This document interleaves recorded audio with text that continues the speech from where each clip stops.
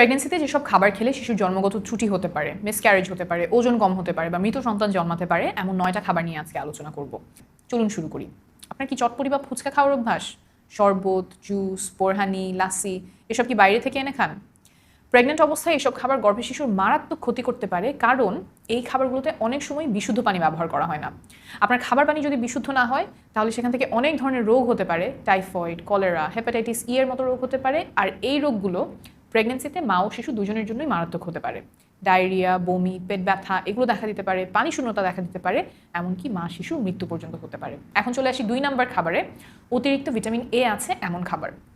এই খাবারগুলোর ব্যাপারে খুব সাবধান থাকতে হবে, কারণ প্রেগনেন্ট অবস্থায় যদি অতিরিক্ত ভিটামিন এ খাওয়া হয়ে যায় তাহলে শিশুর অনেক ধরনের জন্মগত ত্রুটি হতে পারে। শিশু তালুকাটা নিয়ে জন্মাতে পারে, হার্টে ত্রুটি হতে পারে, লাংসে ত্রুটি হতে পারে, এমনকি মেরুদণ্ডে ত্রুটি হয়ে শিশু পঙ্গু হয়েও জন্মাতে পারে।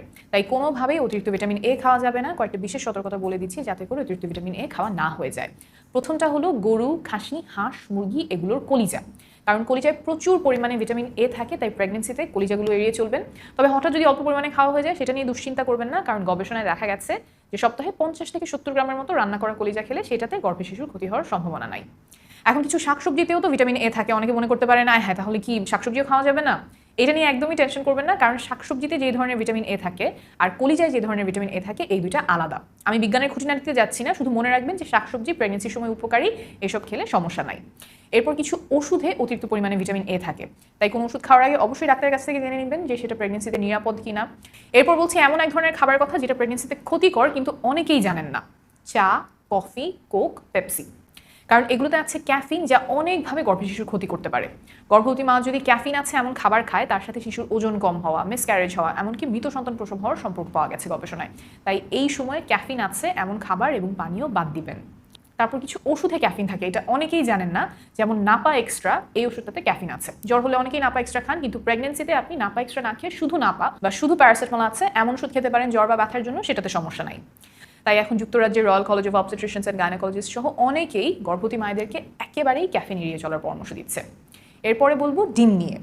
অনেকেই ডিমের কুসুম নরম করে খেতে ভালো লাগে, আমার নিজেরই ভালো লাগে। হাফ বয়েল ডিম, সফট বয়েল ডিম, ডিম পোচ, কিন্তু এগুলো এখন বাদ দিতে হবে।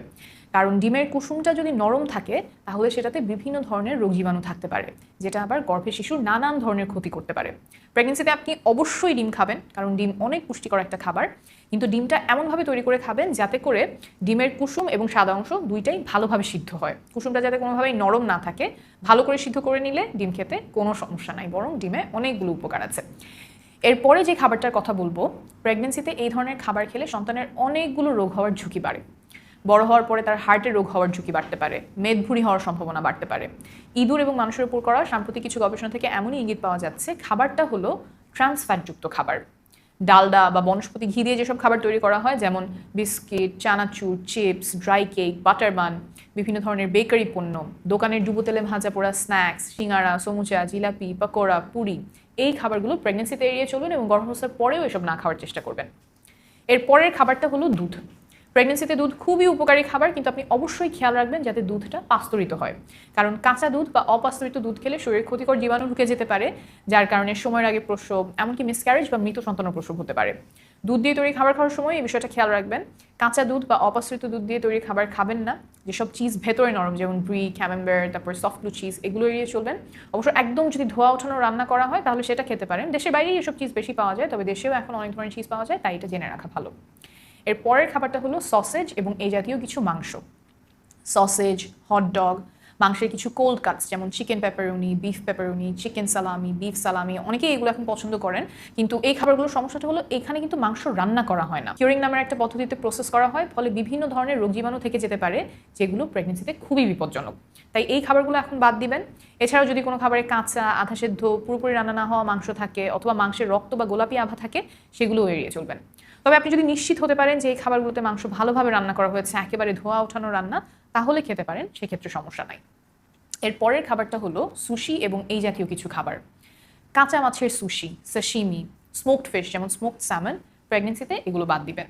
কাঁচা বা পুরোপুরি রান্না না হওয়া মাছে এক ধরনের জীবাণু থাকতে পারে নাম লিস্টেরিয়া, যেটা অকাল প্রসব থেকে শুরু করে মিসক্যারেজ বা মৃত প্রসব পর্যন্ত ঘটাতে পারে। বাংলাদেশে বেশ কিছু রেস্টুরেন্টে সুশি, সাশিমি পাওয়া যায়, কিছু কিছু জায়গায় স্মোকড স্যামনও পাওয়া যায়, তাই এই ব্যাপারটা একটু মাথায় রাখবেন।